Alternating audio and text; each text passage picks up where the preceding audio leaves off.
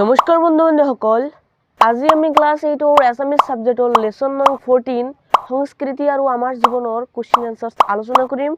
যদি এই ভিডিঅটো ভাল লাগে তেন্তে এটা লাইক কৰি দিবা, বন্ধু-বান্ধৱীসকলৰ লগত শ্বেয়াৰ কৰিবা আৰু চেনেলটোক সাবস্ক্ৰাইব কৰি কাষত থকা বেল বাটনটো অল অপচনত ক্লিক কৰি দিবা।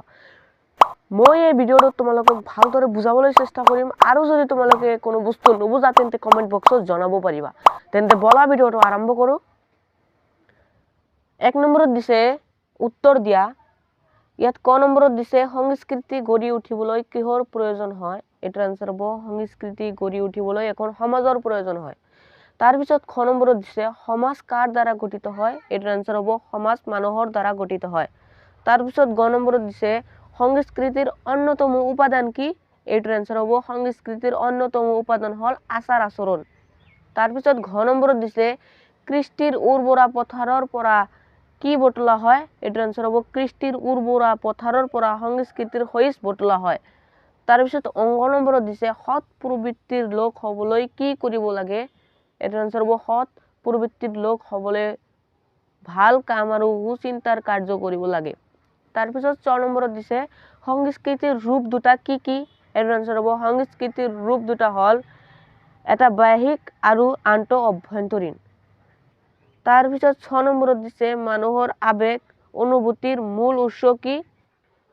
এটাৰ আনসাৰ হব মানুহৰ আবেগ অনুভূতিৰ মূল উৎস হল চৌপাশৰ বিনন্দীয়া প্ৰকৃতি। তাৰ পিছত জ নম্বৰত দিছে কৃষ্টিৰ আধাৰ কি? এটাৰ আনসাৰ হব কৃষ্টিৰ আধাৰ হল কৃষি। তাৰ পিছত ঝ নম্বৰত দিছে দখনা বা ইয়াত ভুল হৈছে, ইয়াত বা নহব, দখনা আৰু চৌবিন্দি মূলত কোন কোন জনগোষ্ঠীৰ মহিলাৰ পোশাক? এটাৰ আনসাৰ হব দখনা হল বড় আৰু চৌবিন্দি নেপালী জনগোষ্ঠীৰ মহিলাৰ পোশাক। তাৰপিছত 2 নম্বৰত দিছে চমু উত্তৰ দিয়া।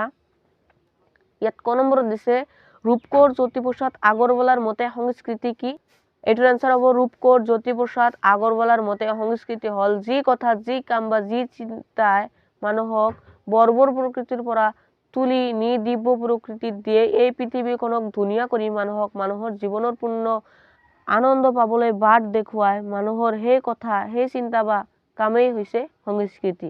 তাৰ পিছত খ নম্বৰত দিছে সাংস্কৃতিক বৈচিত্ৰ্যৰ কাৰণসমূহ কি কি? এটাৰ আনসাৰ হব সাংস্কৃতিক বৈচিত্ৰ্যৰ কাৰণসমূহ হল জলবায়ুৰ বিভিন্নতা, খাদ্য ৰীতিৰ অভ্যাস বা জীৱন শৈলীৰ বৈশিষ্ট্য।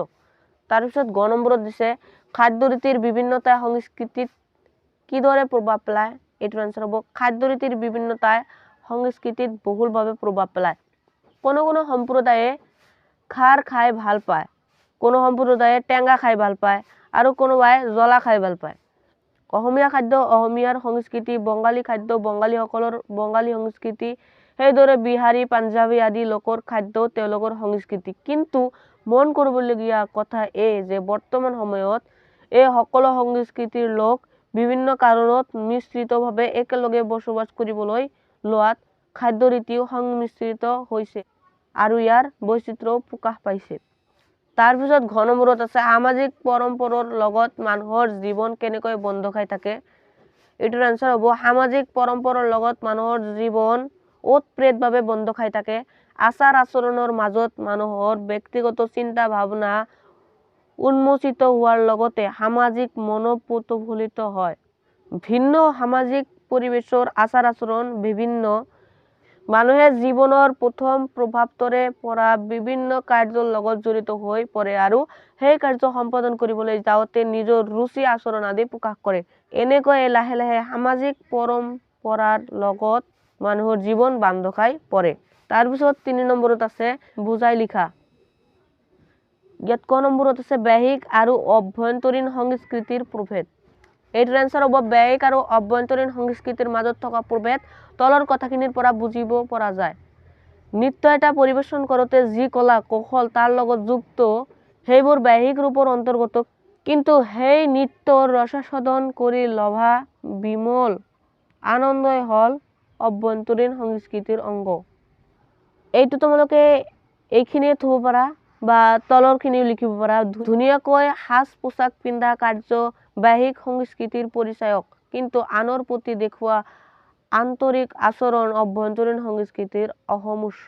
সেইবাবে ক'ব পৰা যায় যে আভ্যন্তৰীণ সংস্কৃতিৰ সৈতে আমাৰ দৃষ্টিভংগী আৰু মূল্যবোধসমূহ যথা উচিত অনুচিত, ন্যায় অন্যায়, কৰণীয় অকৰণীয় আদি সংযুক্ত হৈ থাকে।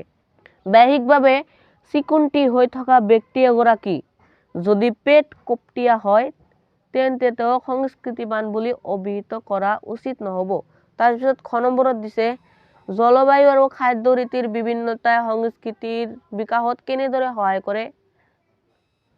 এইটোৰ আনসাৰ হ'ব সাংস্কৃতিক বৈশিষ্ট্যৰ কাৰণে জলবায়ুৰ বিভিন্নতা আৰু খাদ্য ৰীতিৰ বিভিন্নতা বিশেষভাৱে মন কৰিবলগীয়া। জলবায়ু অনুসৰি মানুহৰ সাজ পোছাক বেলেগ বেলেগ, খাদ্য ৰীতিও বেলেগ বেলেগ। গৰম জলবায়ুত যি ধৰণৰ সাজ পোছাক পৰিধান কৰে সেই সাজ পোছাক ঠাণ্ডা জলবায়ুৰ অঞ্চলৰ বাবে মুঠেই উপযুক্ত নহয়।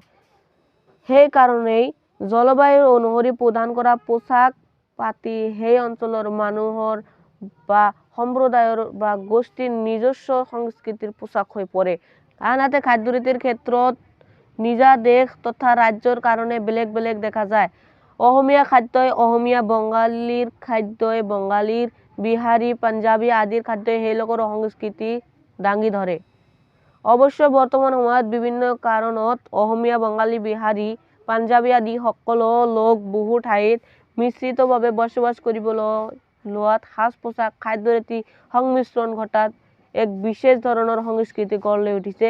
ইয়ে ঐক্য সংহতি গঢ়াৰ লগতে সংস্কৃতিৰ বিকাশতো বিশেষ ধৰণৰ সহায় কৰিছে। তাৰপিছত 4 নম্বৰত আছে ব্যাখ্যা কৰা। সংস্কৃতি হ'ল জাতীয় জীৱনৰ চালিকা শক্তি।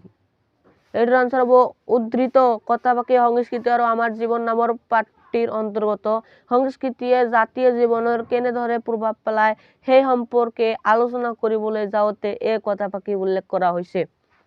সংস্কৃতি হ'ল যি কথা, যি কাম বা চিন্তাই মানুহক বৰ্বৰ প্ৰকৃতিৰ পৰা তুলি নি দিব্য প্ৰকৃতিত দিয়ে এই পৃথিৱীখনক ধুনীয়া কৰি মানুহক মানুহৰ জীৱনৰ সম্পূৰ্ণ আনন্দ পাবলৈ বাট দেখুৱায়, সেই কথা, সেই কাম বা চিন্তাই হৈছে সংস্কৃতি।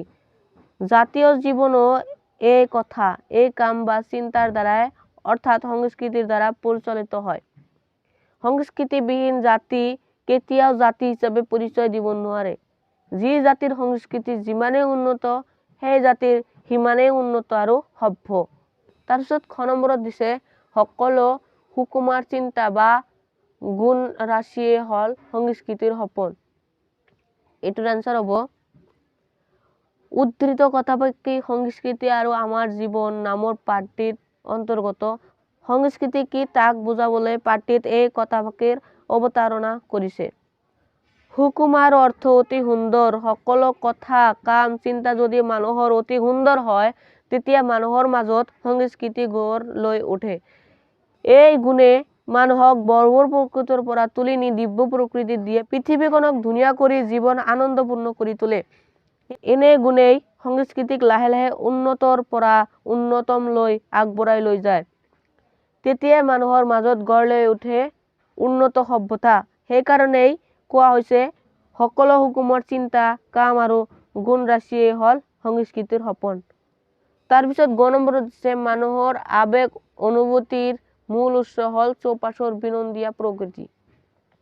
এইটোৰ আনসাৰ হ'ব উদ্ধৃত কথাফাকি সংস্কৃতি আৰু আমাৰ জীৱন নামৰ পাঠটিৰ অন্তৰ্গত। চৌপাশৰ বিনন্দীয়া প্ৰকৃতিয়ে মানুহৰ মনত কেনে আবেগ অনুভূতি জগাই তুলিব পাৰে তাৰে কথা ক'বলৈ যাওঁতে পাঠটিত এনেধৰণৰ উল্লেখ কৰিছে। প্ৰকৃতিৰ পৰা আমি কল্পনাৰ ৰহণ আৰু সৃষ্টিৰ খোৰাক আহৰণ কৰোঁ। হৰিণীটি চান্দাইত খোজেৰে যেতিয়া জঁপিয়াই আঁতৰি যায় তাৰ মাজেই শিল্পী সাহিত্যকে অনুপম সৃষ্টিৰ প্ৰেৰণা লাভ কৰে। উদ্বেলিত হৈ উঠে শিল্প সত্তাৰ কল্পনা। আমাৰ বিভিন্ন নদ নদী, সেউজীয়া পাহাৰ, গছ লতা, পশু পক্ষী আৰু ইয়াত বসবাস কৰা বিভিন্ন জনগোষ্ঠীৰ বিচিত্ৰ জীৱন শৈলীয়ে মানুহৰ আবেগ অনুভূতি সৃষ্টি কৰে। এইবোৰ সৃজনী শক্তি আধাৰ স্বৰূপ। তাৰপিছত 5 নম্বৰত দিছে কৃষ্টি আৰু শ্ৰুতি শব্দৰ শেষত টি ধ্বনি মিল থকা শব্দবোৰ লিখা। এইটোৰ আনসাৰ হ'ব কৃষ্টি, বৃষ্টি, দৃষ্টি, সৃষ্টি আৰু শ্ৰুতি, প্ৰতি, নতি, মতি। তাৰপিছত খ নম্বৰত দিছে সংস্কৃতিৰ সমযোগ স্বীকৃতি এনে ধৰণৰ শব্দৰ আগত সম উপসৰ্গ যোগ কৰি সংস্কাৰ, সংযম, সন্ন্যাস, সঞ্চয় আদি শব্দ লিখিব পাৰো। তেনেধৰণৰ দিয়া উপসৰ্গৰ সহায়ত শব্দ লিখি বাক্য সজা। ইয়াত প্ৰতি আছে, অব আছে, অনু আছে, বি আছে আৰু উত আছে। ইয়াত প্ৰতিৰ আমি প্ৰতিবাদ কৰিলো আৰু প্ৰতিবাদৰ এনেদৰে বাক্য সাজিব পাৰো। যিকোনো কথাতেই প্ৰতিবাদ কৰা বেয়া। তাৰপিছত অব আছে, অৱজ্ঞা লিখিলো, ডাঙৰক অৱজ্ঞা কৰিব নাপায়। তাৰপিছত অনু আছে, অনুজ কৰিলো, অৰ্জুন যুধিষ্ঠিৰৰ অনুজ ভাতৃ আছিল। তাৰপিছত বি আছে, বিখ্যাত কৰিলো, ভাল কাম কৰি বিখ্যাত হবলৈ চেষ্টা কৰা। তাৰপিছত উত আছে, উদ্ধাৰ কৰিলো, বিপদৰ পৰা উদ্ধাৰ কৰোতাজনৰ প্ৰতি সদায় কৃতজ্ঞ হৈ থাকিব লাগে। তাৰপিছত 6 নম্বৰত আছে পাঠত থকা জুৰীয়া শব্দবোৰ বাছি উলিওৱা। ইয়াত তোমালোকে যিকোনো 5টা লিখিবা, মই সকলোকেইটা লিখিছো। বসবাস, যুগে যুগে, আচাৰ আচৰণ, চিন্তা ভাৱনা, লাহে লাহে, ৰীতি নীতি, খেতি পথাৰ, আচাৰ বিচাৰ, মেখেলা চাদৰ, জাতি জনগোষ্ঠী, কলা কৌশল, সাজ পোছাক, ন্যায় অন্যায়, কৰণীয় অকৰণীয়, পেট কপটীয়া, শিল্পী সাহিত্যিক, গছলতা, পশু পক্ষী, গীত মাত, নাচ গান, চিত্ৰকলা, উৎসৱ পাৰ্বণ, ধ্যান ধাৰণা, আচাৰ অনুষ্ঠান, নীতি নিৰ্দেশনা ইত্যাদি। তাৰপিছত 7 নম্বৰত আছে অৰ্থ প্ৰকাশ হোৱাকৈ বাক্য ৰচনা কৰা। তোমালোকে এনেদৰে বাক্য সাজিব পাৰা। আচাৰ বিচাৰ, মানুহৰ আচাৰ বিচাৰতে মানুহজন কেনে বুজিব পাৰি। সাজ পোছাক আছে, সকলোৱে ৰং বিৰঙৰ সাজ পোছাক পিন্ধি ভাল নাপায়। তাৰপিছত পেট পূজা আছে, নিজৰ পেট পূজা কৰিলেই নহয়, খাবলৈ নোপোৱা সকলৰো চিন্তা কৰিব লাগে। তাৰপিছত বিনন্দীয়া আছে, প্ৰকৃতিৰ বিনন্দীয়া ৰূপ দেখি সকলো মোহিত হয়। তাৰপিছত উৎসৱ পাৰ্বণ আছে, উৎসৱ পাৰ্বণত মানুহৰ মনত আনন্দ লাগে। তাৰপিছত 8 নম্বৰত আছে তলৰ প্ৰশ্নবোৰৰ উত্তৰ দিয়া। ইয়াত কৃষিভিত্তিক সমাজত প্ৰচলিত আচাৰ উৎসৱ কেইটামানৰ নাম লিখা। এইটো এনচাৰ হ'ব।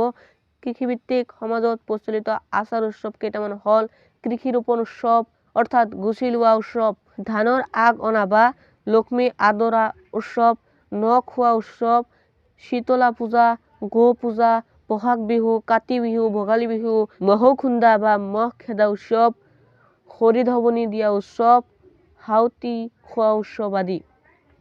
তাৰপিছত 6 নম্বৰত দিছে শিল্পীভিত্তিক সমাজ বুলিলে কি বুজা। এইটোৰ এনচাৰ হ'ব শিল্প উদ্যোগক আধাৰ কৰি পৰিচালিত সমাজক শিল্পভিত্তিক সমাজ বুলি ক'ব পাৰি। বন্ধু বান্ধৱীসকল, আজিৰ কাৰণে এইখিনি আছিল। ভিডিঅ'টো বহুত দীঘল হৈ গ'ল। আৰু যদি তোমালোকে হোমী জাহাংগীৰ ভাৱাৰ কুৱেশ্যন এনচাৰ্ছ দেখিব বিচাৰা তেন্তে ৰাইট ছাইডত ক্লিক কৰি এইটো দেখিব পাবা। আৰু এনেধৰণৰ ভিডিঅ' পাবলৈ আমাৰ চেনেলটোক এতিয়াই ছাবস্ক্ৰাইব কৰি দিয়া, কাৰণ আমি বহুত কষ্টৰে ভিডিঅ' বনাওঁ। বন্ধু বান্ধৱীসকল, আজিৰ কাৰণে এইখিনিয়ে। ধন্যবাদ।